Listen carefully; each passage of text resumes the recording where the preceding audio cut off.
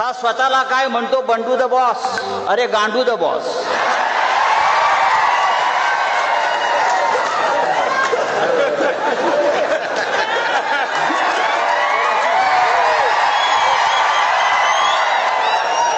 बरोबर ना. आता यापुढे त्याला गांडू द बॉस म्हणायचं.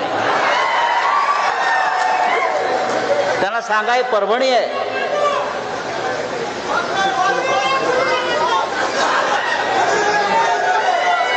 तो असं म्हणतो, जसं राहुलजींनी सांगितलं आमदारांनी, माझ्या अंगावर येऊन दाखवा. आता तो कुठल्या बिळात बसला पहिलं बघून घ्या. विकासाच्या गोष्टी करतो हा माणूस. मला वाटतं 2 वेळा आमदार झाला, 3 वेळा खासदार झाला.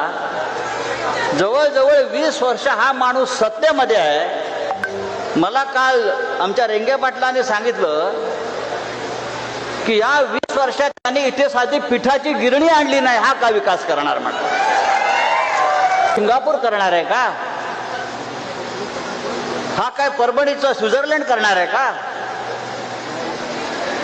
अरे हा पत्र्याच्या घरात राहणारा साधा शिवसैनिक आज कुठे राहतो? 2000 कोटीचा मालक आहे म्हणून मला कोणीतरी सांगितलं. शिवसेना या 4 अक्षरामुळे मिळालेली ही ताकद आहे. शिवसेना या 4 अक्षरामुळे आणि ठाकरे कुटुंबामुळे. तो असं म्हणतो, मला चापटी मारून दाखवा. अरे चापटी काय, तुला तुडवणार आम्ही. मला चापटी मारून काय दाखवा. ऑपरेशन तुडवा हे त्यासाठीच आहे. गद्दार दिसला की तुडवा हे आमचं ऑपरेशन आहे, हे शिवसेनेचं ऑपरेशन आहे.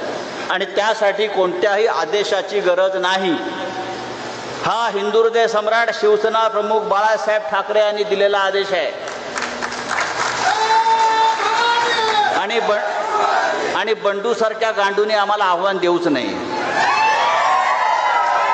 तेव्हा शिवसैनिकांना मी इतकंच सांगितलं की परभणी शिवसेनेची, शिवसेनेचीच राहील.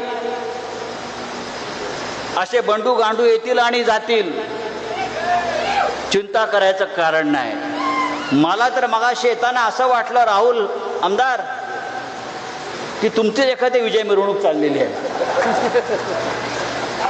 असंच वातावरण होतं. नंतर कळलं की आपण गांडू द बॉसच्या मैताला आलेलो आहोत. असो,